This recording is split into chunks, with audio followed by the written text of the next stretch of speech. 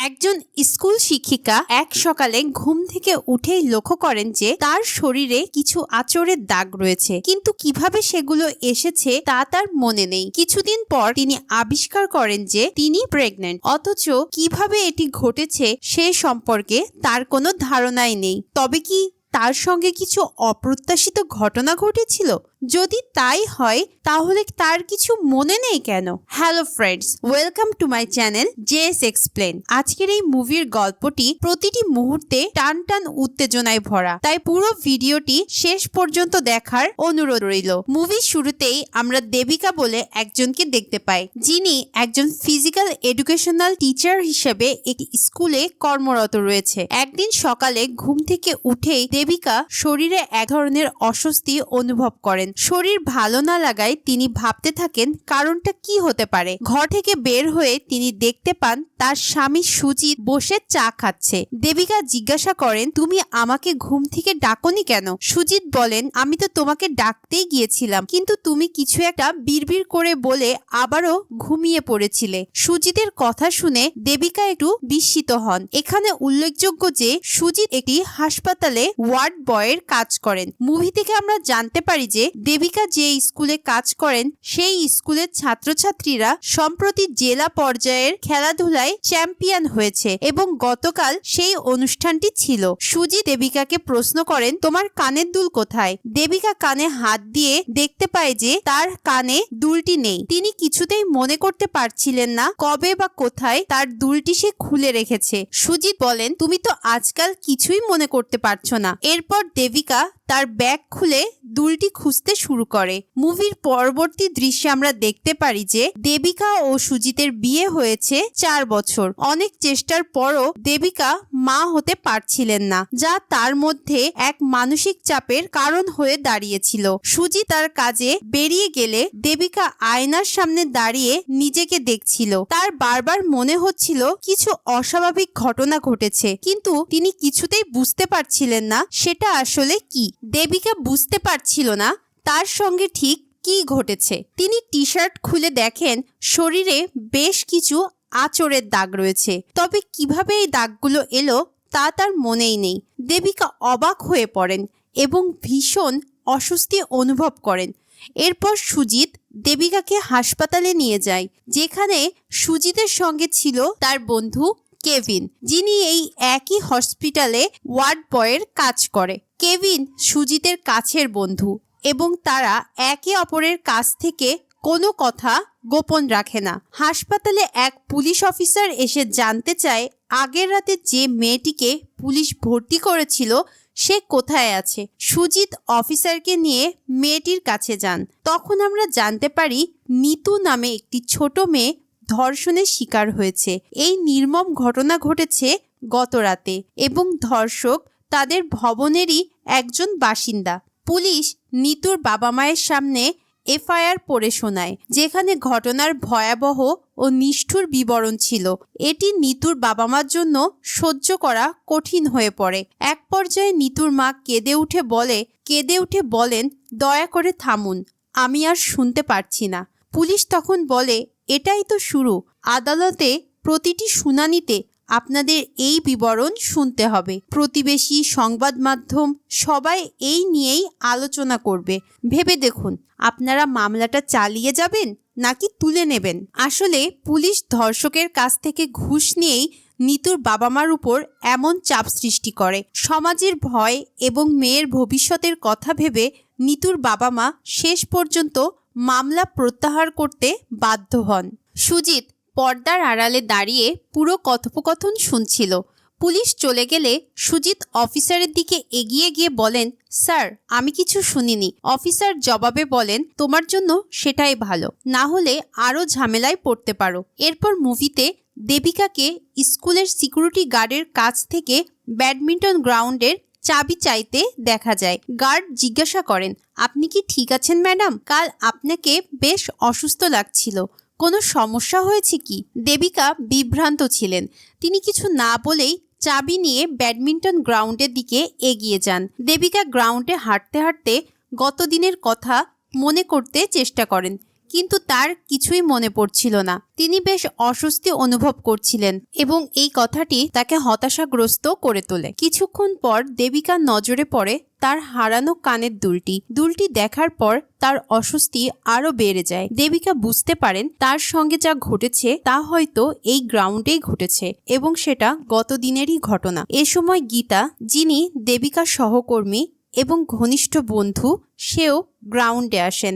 গীতা দেবিকাকে অভিনন্দন জানান কারণ তাদের স্কুল জেলা পর্যায়ে চ্যাম্পিয়ন হয়েছে, যা দেবিকার পরিশ্রমের ফল। গীতা এবং দেবিকার মধ্যে গভীর বন্ধুত্ব ছিল এবং দেবিকা তার ব্যক্তিগত জীবনের সব কথা গীতার সঙ্গে ভাগ করে নিতেন।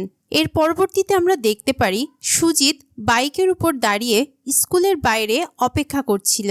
দেবিকা এবং সুজিত দুজনেই কয়েকদিনের ছুটি নিয়েছেন। তার কারণ হলো তারা আজ সুজিতের মায়ের কাছে যেতে চাচ্ছেন।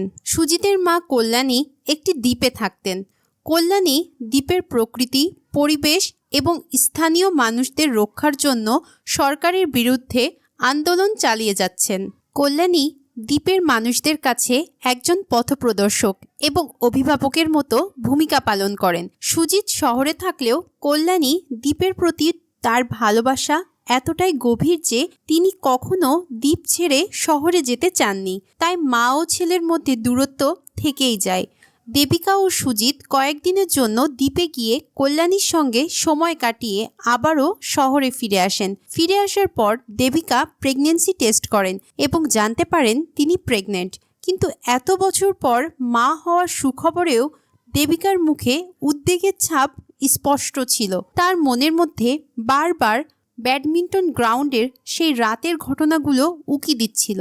যদিও আসলে কি ঘটেছিল তা তার কিছুই মনে পড়ছে না।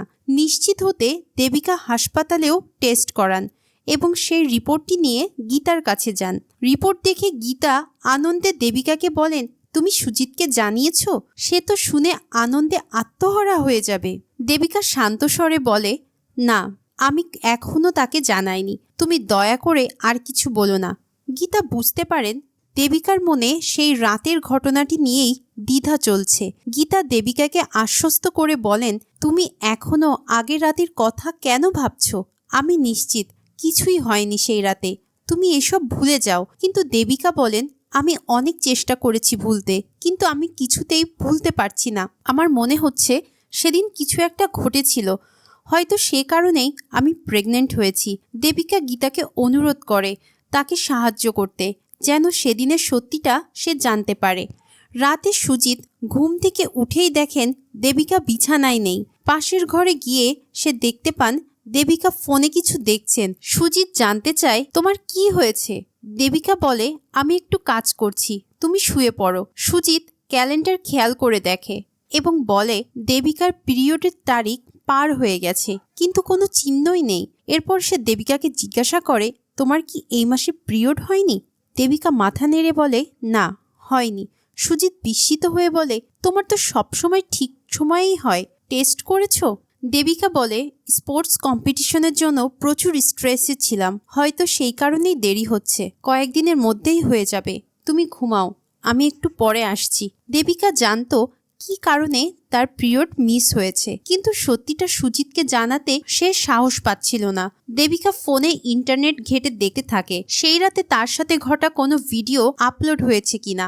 পরদিন দেবিকা স্কুলে গেলে গীতা এসে জানায়, তোমার কথা মতো আমি খোঁজ নিয়েছি, তবে দুর্ভাগ্যবশত সেদিন স্কুলের সিসিটিভি ফুটেজ কাজ করছিল না। তবে আমি অন্য স্কুল থেকে কিছু ছাত্রের তথ্য এনেছি যারা সেদিন ডিস্ট্রিক্ট লেভেলে কম্পিটিশনে অংশ নিতে এসেছিল। তুমি চাইলে এদের ব্যাপারে খোঁজ নিতে পারো। গীতা দেবিকাকে আশ্বস্ত করে বলে, তুমি অযথা চিন্তা করছো, এটা 1 মাসের বেশি সময় আগের ঘটনা।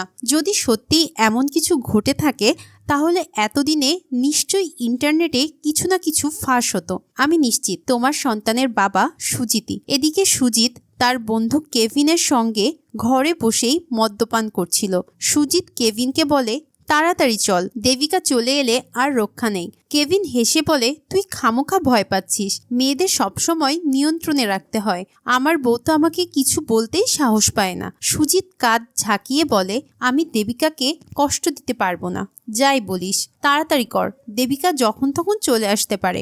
কেভিন মজা করে বলে, ঠিক আছে, আমার জন্য একটা সিগারেট নিয়ে আয়। সিগারেট খুঁজতে গিয়ে সুজিতের চোখে পড়ে দেবিকার প্রেগনেন্সি রিপোর্ট। আনন্দে উত্তেজিত হয়ে কেভিনকে দেখিয়ে বলে, দেখ, দেবিকা আমাকে সারপ্রাইজ দিতে চেয়েছিল, তাই হয়তো আমাকে এখনো কিছুই বলেনি। রাতে সুজিত দেবিকাকে জিজ্ঞাসা করে, তুমি কি আমাকে কিছু বলতে চাও? দেবিকা কৌতূহলী হয়ে বলে, তোমার কেন এমন মনে হচ্ছে? সুজিত হেসে বলে, এমনি জিজ্ঞাসা করলাম। দেবিকা ক্লান্ত স্বরে বলে, আমার শরীর ভালো লাগছে না, ঘুমিয়ে পড়ো। সুজিত আর কোনো কথা না বাড়িয়ে ঘুমিয়ে পড়ে। পরদিন সকালে সুজিত বাড়ির সামনে ব্যাডমিন্টন খেলছিল আর দেবিকা বারান্দায় বসে ফেসবুক স্ক্রল করছিল। হঠাৎই দেবিকার চোখে পড়ে একটি বিয়ের কার্ডের পোস্টটি ছিল অন্য স্কুলের ছাত্র সন্দীপের, যে সেই ডিস্ট্রিক্ট লেভেল কম্পিটিশনে অংশ নিয়েছিল। দেবিকাদের স্কুল সেদিন চ্যাম্পিয়ন হয়েছিল আর সন্দীপদের স্কুল রানার্স আপ। দেবিকার মন কেমন করে ওঠে। তৎক্ষণাৎ দেবিকা সুজিতকে জানায়, আমি মায়ের কাছে যাচ্ছি, তোমাকে যেতে হবে না, আমি একাই যাব। এরপর দেবিকা তার বোনকে ফোন করে বলে, আমি তোদের ওখানে আসছি। তার বোন হাসতে হাসতে বলে, কিরে, কোনো সুখবর আছে নাকি? দেবিকা কোনো উত্তর না দিয়েই ফোন কেটে দেয়, কারণ তার মনে তখনও দ্বিধা থাকে।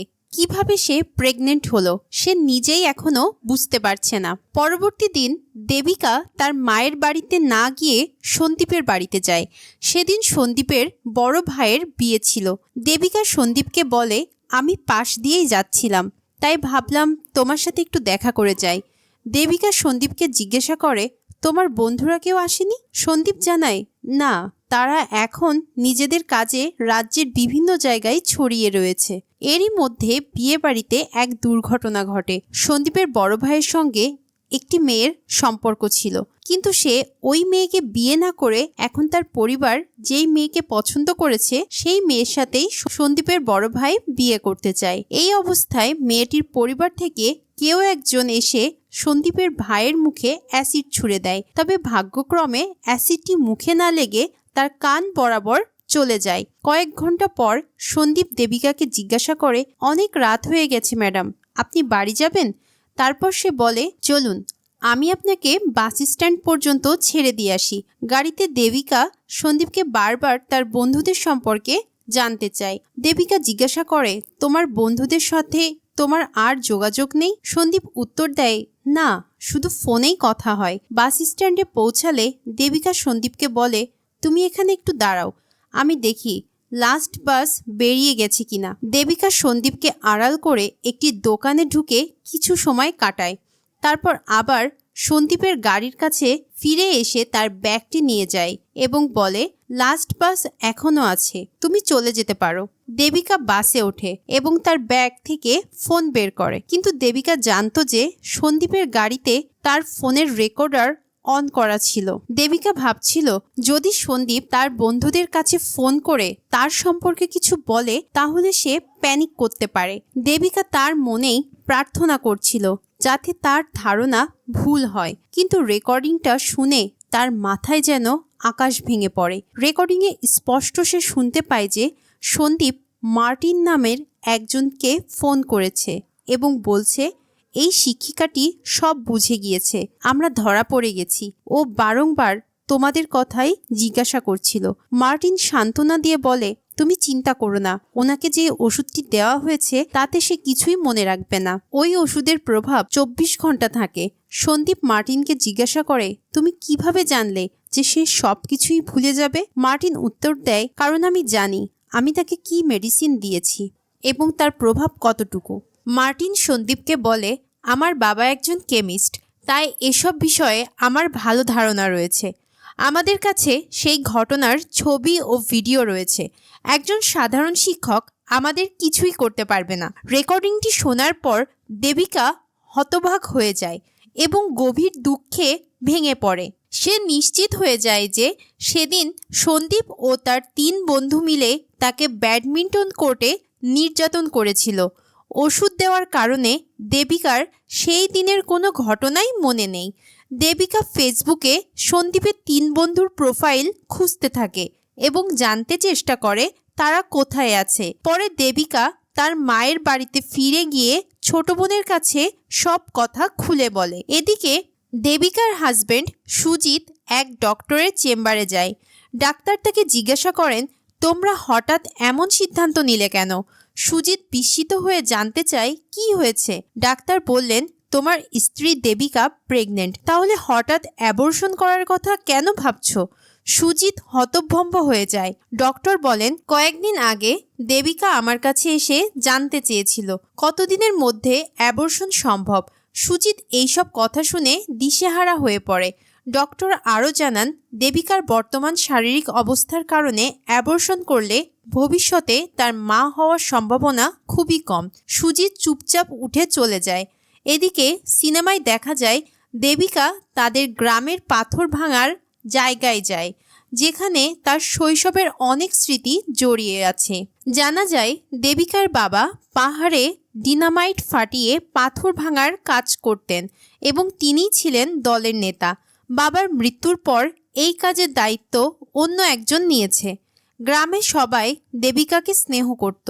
এক ব্যক্তি দেবিকাকে আবু নামে একজনের সাথে কথা বলে, তোমার আবুর শেষকৃত্যে আসা উচিত ছিল, এত রাগ ঠিক নয়। তুমি জানো না আবুর জীবন কতটা কঠিন ছিল। দেবিকা কয়েকদিন গ্রামে মায়ের কাছে কাটায়, কিন্তু মনে মনে সে দোটানায় থাকে।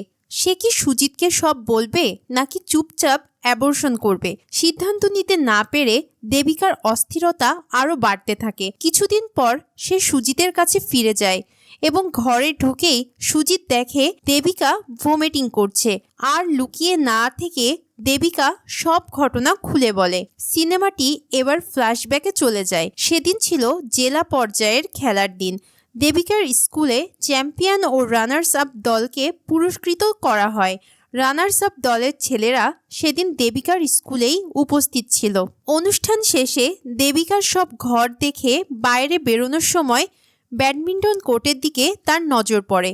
সেখানে 4 জন ছাত্র গান বাজিয়ে মজা করছিল। তাদের মধ্যে সন্দীপও ছিল, যার ভাইয়ের বিয়েতে দেবিকা গিয়েছিল। দেবিকা প্রথমে তাদের গান বন্ধ করতে বলে। দেবিকা রানার্স আপ হওয়ার জন্য 4 জন ছাত্রকে অভিনন্দন জানায়। তাদের মধ্যে একজন দেবিকাকে মিষ্টি খাওয়ায়। দেবিকা সবাইকে ধন্যবাদ জানিয়ে চলে যেতে চাইলে ওই 4 জন আবারও উচ্চস্বরে গান বাজিয়ে আনন্দ করতে থাকে। দেবিকা এতে বিরক্ত হয়ে বাধা দেওয়ার চেষ্টা করে, কিন্তু ছেলেগুলো থেমে থাকে না এবং দেবিকার সাথে খারাপ আচরণ করতে শুরু করে। পরবর্তীতে দেখা যায় দেবিকার শরীর ক্রমশ খারাপ হচ্ছে এবং কিছুক্ষণের মধ্যেই সে অজ্ঞান হয়ে পড়ে। আসলে এই ছেলেগুলো এই মিষ্টিটা অন্য একজন মেয়ের জন্য এনেছিল, যার মাধ্যমে তাকে মাদক খাইয়ে ধর্ষণ করার পরিকল্পনা করেছিল। কিন্তু ঘটনাক্রমে দেবিকাই মিষ্টিটা খেয়ে ফেলে এবং যার ফলে তার সাথেই দুর্ঘটনাটি ঘটে যায়। সেই 4 জন ছাত্র একে একে দেবিকাকে ধর্ষণ করে এবং পুরো ঘটনাটি ভিডিও করে রাখে। ওষুধের প্রভাব কমে গেলে দেবিকার জ্ঞান ফিরে আসে। তখন সে ধীরে ধীরে উঠে স্কুল থেকে বেরিয়ে বাড়ি চলে যায়। কিন্তু সেই রাতে ঘুম থেকে উঠে আগের রাতের কিছুই তার মনে পড়ে না। মুভি বর্তমানে ফিরে আসে। সুজিত সব শুনে প্রচণ্ড রেগে যায় এবং দেবিকাকে চিৎকার করে বলে, তুই অন্য লোকের সাথে শারীরিক সম্পর্ক করেছিস, অন্য লোকের বাচ্চা তোর পেটে, তোর লজ্জা করে না? সুজিত ক্ষুব্ধ হয়ে ঘরে ঢুকে দরজা বন্ধ করে দেয়। দেবিকা অসহায় হয়ে কাঁদতে থাকে। পরদিন সুজিত হাসপাতালে গিয়ে কেভিনকে সব খুলে বলে। কেভিন শুনে বলে, এটাই তো স্বাভাবিক, তুই তোর বউকে বেশি স্বাধীনতা দিয়ে ফেলেছিলি, এটা একদমই ঠিক হয়নি। এখন দেখ কি হলো, স্টুডেন্টরাই একজন টিচারকে রেপ করেছে, এই কথা কেউ বিশ্বাস করবে? কেভিন পরামর্শ দেয় দেবিকাকে চুপচাপ গর্ভপাত করিয়ে নিতে, কিন্তু সুজিত বলে, আমি দেবিকাকে এটা বলতে পারবো না, বরং তুই একটু বুঝিয়ে দে। কেভিন এতে রাজি হয়। পরদিন কেভিন সুজিতের সাথে তাদের বাড়িতে যায়, কিন্তু সেখানে সুজিতের মা কল্যাণী উপস্থিত থাকায় সুজিত তাকে অন্য ঘরে নিয়ে যায়। এরপর কেভিন দেবিকাকে বলে, দেবিকা, সুজিত আমাকে সব বলেছে, শোনো, এটা পুরোপুরি তোমার দোষ, তোমার চাকরির প্রয়োজন ছিল না, সুজিত তোমাকে বেশি স্বাধীনতা দিয়েছে বলেই আজ তুমি এই অবস্থায় পড়েছ। এই কথাগুলো শুনে দেবিকা প্রচণ্ড রেগে গিয়ে কেভিনকে অপমান করে বাড়ি থেকে বের করে দেয়। দুপুরে বিছানায় শুয়ে দেবিকা সুজিতকে বলে, আগামীতে আমাকে উপদেশ দিতে অন্য কাউকে ডাকার আগে আমাকে জানিয়ে নিও, কারণ আমি এর জন্য প্রস্তুত ছিলাম না, আর প্রস্তুতও নই। আর একটা কথা মনে রাখবে, তুমি আমার স্বামী, কেভিন নয়। সুজিত জিজ্ঞেস করে, তাহলে আমি এখন কি করব? দেবিকা দৃঢ় কণ্ঠে বলে, আমি পুলিশের কাছে অভিযোগ করব। পুলিশ স্টেশনের সামনে গিয়ে দাঁড়াতেই সুজিত দেবিকাকে একপাশে নিয়ে গিয়ে বলল, দেবিকা, আমার মনে হয় না আমাদের অভিযোগ করা উচিত হবে। ওরা ভয়ঙ্কর লোক। তুমি যদি অভিযোগ দাও তাহলে পুলিশ উল্টো তোমাকেই সন্দেহ করবে। তারা বলবে এটা তুমি নিজের ইচ্ছাই করেছো। কেউ বিশ্বাসই করবে না যে ছাত্ররা তোমাকে ধর্ষণ করেছে। আমরা যদি এখন চুপচাপ চলে যাই তাহলেই আমাদের জন্য ভালো হবে। তুমি কি তোমার ছোট বোনের কথা ভেবেছো? এই ব্যাপারটা জানাজানি হলে তার ভবিষ্যৎ নিয়ে কি হবে একবারও ভেবে দেখেছো? কেউ কি তাকে বিয়ে করতে আর চাইবে? সুজিতের কথা শুনে দেবিকার মনে হাসপাতালের সেই ছোট্ট মেয়েটার কথা ভেসে ওঠে, যাকে ধর্ষণ করা হয়েছিল। সে মনে করতে পারে কিভাবে পুলিশ ঘটনাটিকে ধামাচাপা দিয়ে রেখেছিল। সুজিতের কথা শুনে দেবিকা রাগে ফেটে পড়ে, কিন্তু শেষ পর্যন্ত পুলিশ স্টেশনে না গিয়ে সেখান থেকেই সে বেরিয়ে আসে। রাতে দেবিকা সুজিতের মা কল্যাণীকে পুরো বিষয়টা জানায়। সব শুনে কল্যাণী বলেন, আমি জানি এই সমাজ অন্যায় সহ্য করে, কিন্তু আমি কখনো অন্যায়ের কাছে মাথা নত করিনি। আমি বহুবার রাজনৈতিক নেতাদের বিরুদ্ধে দাঁড়িয়েছি, পুলিশের লাঠিও খেয়েছি, কিন্তু কখনো পিছু হটিনি। আমি জানি ন্যায়ের পথে চলতে গিয়ে বাধা আসবে, তবুও নিজের সিদ্ধান্তে অটল থাকা উচিত। তুমি যা করেছো তা সঠিক, তুমি এগিয়ে যাও, আমি তোমার পাশে আছি। দেবিকার হৃদয়ে তখন প্রতিশোধের আগুন জ্বলছিল। সে মনে মনে শপথ নেয় যে ওই অপরাধীদের শাস্তি সে নিশ্চিত করবেই। পরদিন সকালে সুজিত ঘুম থেকে উঠেই দেখে দেবিকা বাড়িতে নেই। সে সারা ঘর খুঁজেও দেবিকার সন্ধান পায় না। অবশেষে সে তার মা কল্যাণীকে জিজ্ঞাসা করে, মা, দেবিকা কোথায় গেল? কল্যাণী শান্তভাবে বলেন, সে চলে গেছে, আমি তাকে যেতে বলেছি। সুজিত অবাক হয়ে বলে, মা, তুমি জানো এখানে কি ঘটেছে? দেবিকা এখানে কি করেছে? কল্যাণী মাথা নেড়ে বলেন, সব জানি, দেবিকা আমাকে সব বলেছে। সুজিত অসহায়ভাবে বলে, এটা যদি জানাজানি হয় তাহলে সমাজে আমরা মুখ দেখাতে পারবো না। কল্যাণী দৃঢ়ভাবে বলেন, অন্যায়ের বিরুদ্ধে দাঁড়াতে না পারার চেয়ে সমাজে মুখ না দেখানো অনেক বেশি সম্মানের। সুজিত দীর্ঘশ্বাস ফেলে বলে, তুমি যাই বলো, কিন্তু আমি এটা পারবো না। কল্যাণী বলেন, তোর কিছু করার দরকার নেই, দেবিকাই যা করার করবে। সুজিত রাগে ফেটে পড়ে এবং বলে, এসব তো চাকরি করতে গিয়েই হয়েছে। দেবিকা যদি চাকরি না করত তাহলে এমনটা হতো না। কল্যাণী কঠিন গলায় বলেন, তোর স্ত্রীকে কয়েকটা জানোয়ার ওষুধ খাইয়ে ধর্ষণ করলো, আর দোষ হলো তোর স্ত্রীর। এটাই কি তোর শিক্ষা? তুই কি সত্যিই আমার সন্তান? এই বলে কল্যাণী তার ব্যাগ গুছিয়ে বেরিয়ে পড়েন। যেতে যেতে তিনি বলেন, কখনো আমার কাছে ফিরে আসার প্রয়োজন নেই। কল্যাণী জানতেন জীবনে অনেক ধরনের নির্যাতন সহ্য করে তিনি আজ এই অবস্থানে পৌঁছেছেন। তিনি বোঝেন একজন মেয়ের জীবনে এমন ঘটনা কিভাবে অন্ধকার ডেকে আনে এবং সমাজের নিরাপত্তায় সবচেয়ে বড় বাধা হয়ে দাঁড়ায়। হাসপাতালের একটি দৃশ্যে দেখা যায় দেবিকা ভর্তি হয়েছে। সুজিত যখন দেবিকার ফোনে কল করে তখন দেবিকার মা ফোনটি ধরে জানায়, আমরা দেবিকাকে হাসপাতালে এনেছি, ওর অ্যাবর্শন হবে, তোমার আসার কোনোই দরকার নেই। সেদিন সুজিত হাসপাতালে ডিউটিতে গেলে তার এক সহকর্মী সুজিতকে ডেকে বলে, কিরে সুজিত, শুনলাম ফ্রিতে ট্রফি পেয়েছিস। কথাটা শুনে সুজিত সঙ্গে সঙ্গে বুঝে যায় সহকর্মী তাকে কি বোঝাতে চেয়েছে। সে জানতে চায়, তোমাকে কি কেভিন বলেছে? সহকর্মী মাথা নেড়ে বলে, হ্যাঁ, কেভিনই বলেছে। সুজিত রাগে ফেটে পড়ে, কেভিনকে খুঁজে বের করে এবং সে তাকে অকথ্য ভাষায় গালাগালি করতে শুরু করে।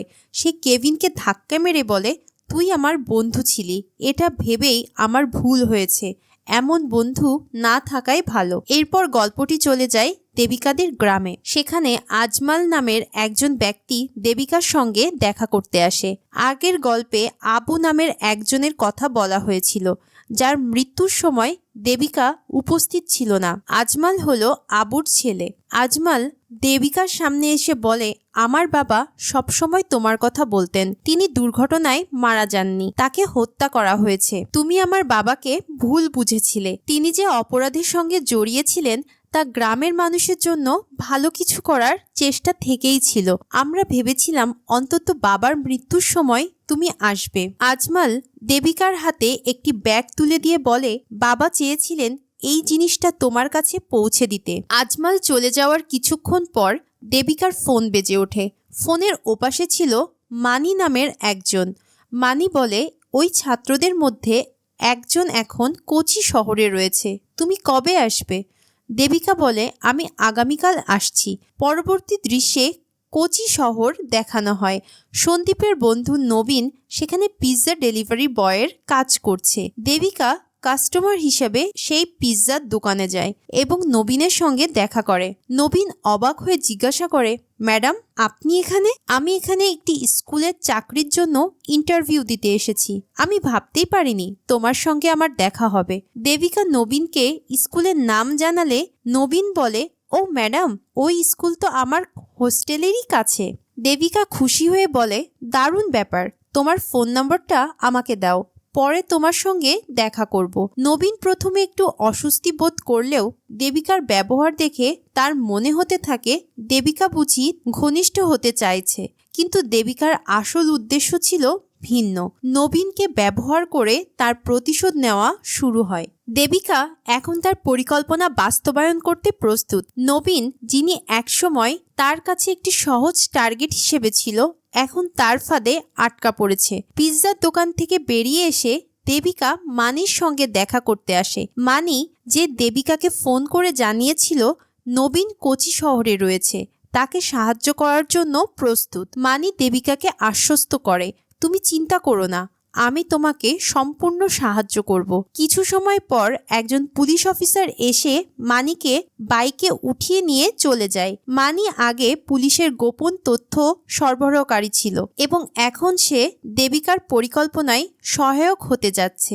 এদিকে নবীন হোস্টেলের ছাদে এক মেয়ের সঙ্গে দেখা করতে এসেছে, যাকে সে প্রেমের জালে ফাঁসিয়েছে। দেবিকা নবীনকে মেসেজ করে এবং দেখা করার জন্য একটি লোকেশন পাঠায়। নবীনও এতে খুশি হয়ে তার প্রস্তাবে সাড়া দেয়, কিন্তু মানির সঙ্গে আলাপ করার পর দেবিকা তাকে বলে, তুমি পুলিশে ছিলে, তাই তোমার উপর ভরসা করা ঠিক হয়নি। এখন যদি তুমি আমাকে সাহায্য করো, আমার পুরো পরিকল্পনা নষ্ট হয়ে যাবে। মানি সান্ত্বনা দেয়, বোন, আমি জানি তুমি কি ভাবছো, কিন্তু তুমি যদি একবার পুলিশে কাজ শুরু করো তখন তোমাকে আর বেরোনোর সুযোগ থাকবে না। তবে চিন্তা করো না, আমি তোমাকে সাহায্য করব। কল্যাণী আমাকে অনেক কিছু দিয়েছে এবং সেই ঋণ শোধ আমি করব।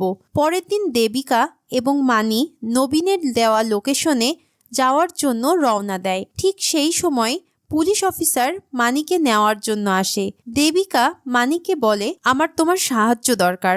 মানি তাকে আশ্বস্ত করে, চিন্তা করো না, আমি ঠিক সময়ে পৌঁছে যাব। মানি চলে যাবার পর দেবিকা অটোতে চড়ে নবীনের রুমের ঠিকানা অনুসরণ করে। হোটেলে ঢোকার পর রিসেপশনিস্ট তাকে নবীনের রুম দেখিয়ে দেয়। এই হোটেলটি মূলত অসামাজিক কর্মকাণ্ডের জন্যই পরিচিত ছিল। নবীন, যে আগে থেকেই সেখানে উপস্থিত ছিল, দেবিকাকে দেখা মাত্রই তার সঙ্গে শারীরিক সম্পর্ক করতে সে চেষ্টা করে। তবে দেবিকা হঠাৎই সরে গিয়ে বলে, আমি একটু বাথরুমে গিয়ে ফ্রেশ হয়ে আসব। বাথরুমে গিয়ে দেবিকা বারবার মানির ফোনে ফোন করতে থাকে, কিন্তু মানির ফোন ব্যস্ত ছিল। কোনো উপায় না পেয়ে সাহস করে বাথরুম থেকে বেরিয়ে এসে আবার নবীনের দিকে সে এগিয়ে যায়। এত কিছুর পর নবীন দেবিকাকে এক চড় মেরে বলে, তোর সব প্ল্যান আমি জানি। এরপর নবীনের বন্ধুদের সাথে পরিকল্পনা করে সেই রুমে এসে তারা দেবিকাকে আটকে ফেলে। এরপর নবীনের বন্ধুদের সাথে পরিকল্পনা করে সেই রুমেই এসে তারা দেবিকাকে আটকে ফেলে। তারা দেবিকাকে বলে, যেটা ঘটেছে সেটা অনেক আগেই হয়ে গিয়েছে, আমরা তা ভুলে গিয়েছি, আর আপনিও ভুলে যান। এটা নিয়ে কিছু বাড়াবাড়ি করার কোনোই দরকার নেই। তারা দেবিকাকে বলে, সেদিনকে রেকর্ডিং করা ভিডিও এবং ফটোগুলোর কথা আপনি চিন্তা করছেন তাই তো? আপনার সামনেই সবকিছু ডিলিট করে দিচ্ছি, আর এই মেমোরি কার্ডটাকেও ভেঙে ফেললাম। আপনি এখন এখান থেকে চলে যান। পরবর্তীকালে আর কোনোদিনও আমাদের পিছু নেওয়ার চেষ্টা করবেন না। এর পরবর্তীতে আমরা দেখতে পাই দেবিকা ঘরের বাইরে না বেরিয়ে ঘরের দরজাটাকে ভেতর থেকে আটকে দেয়, আর এখান থেকে শুরু হয় আসল খেলা। দেখা যায় যে দেবিকা সেই ছেলেগুলোর সাথেই মারপিট করতে শুরু করে। কিছুক্ষণ পর ছেলেগুলো দেবিকাকে ধরে ফেললে দেবিকা আজমালের দেওয়া সেই ব্যাগটার দিকে অনবরত তাকায়। সুযোগ বুঝে দেবিকা আজমালের দেওয়া সেই ব্যাগটার মধ্যে হাত ঢুকিয়ে একটা নান চাকু বের করে এবং সেই নান চাকুর সাহায্যে ছেলেগুলোকে মারতে শুরু করে। আসলে দেবিকা ছিল মার্শাল আর্ট পারদর্শী একজন মহিলা, আর আজমালের বাবা আবু ছিল তার মার্শাল আর্টের ট্রেনার। দেবিকা একে একে সবাইকে মারতে থাকে। তবে একজন ছেলে পালানোর চেষ্টা করলে সিঁড়ির দিকে নজর দিয়েই দেখা যায় মানি তাদের জন্য অপেক্ষা করছে। মানি ছেলেগুলোকে ধরে আবারও মারধর শুরু করে। এদিকে হোটেলের ম্যানেজার পুলিশে ফোন করার চেষ্টা করলে সে পুলিশকে বলে, আমরা শুধু বসে থাকুন, কিছু ঘটতে দাও। দেবিকা ও মানি তাদের সবাইকে মারধর করে এবং দেবিকা একসময় তাদের গোপন অঙ্গের কাছাকাছি পাথরের ডায়নামাইট বোমা রাখে। তবে এগুলোই আসল বোমা ছিল না, শুধুমাত্র ভয় দেখানোর জন্য। দেবিকা তাদের ভয় দেখিয়ে বলে, আজকের এই দিনটা তোমাদের মনে থাকবে। যেমন আমি সেই দিনটাকে কখনোই ভুলতে পারিনি, ঠিক তেমনি তোমরা আজকের দিনটাও কখনো ভুলতে পারবে না। মৃত্যুর আগ পর্যন্ত এই দিনটি তোমাদের মনের মধ্যেই থাকবে। কিছু সপ্তাহ পর সুজিত ও দেবিকা আবার সাক্ষাৎ করে। সুজিত তার ভুল বুঝে ক্ষমা চেয়ে দেবিকাকে বলে, আমাকে ক্ষমা করো, আমি তোমাকে ভুল বুঝেছিলাম। আমি আবার নতুন করে সবকিছু শুরু করতে চাই। দেবিকা তার হাত সরিয়ে দিয়ে বলে, আমি নিজের রাস্তা বেছে নিয়েছি সুজিত, তুমিও তোমার পথ বেছে নাও, আমি তোমার সাথে থাকতে পারবো না। তারপর দেবিকা বলে, আর একটা কথা, আমি কিন্তু অ্যাবর্শন করিনি, আমি এই সন্তানকে জন্ম দিতে চাই এবং একাই তাকে লালন পালন করব। তার পিতৃ পরিচয় সে কখনোই জানবে না। এই বলে দেবিকা সেখান থেকে চলে যায়, আর এরই মাধ্যমে এই ক্লাইম্যাক্স মুভিটি শেষ হয়ে যায়। ভিডিওটি কেমন লাগলো তা অবশ্যই আমাকে কমেন্ট করে জানাবেন, আর আমাদের চ্যানেলটিকে সাবস্ক্রাইব করুন এবং নোটিফিকেশন বেলটি অন করে দিন, যাতে আপনি সর্বশেষ সিনেমা এবং ওয়েব সিরিজের ব্যাখ্যাগুলো প্রথমেই পেতে পারেন।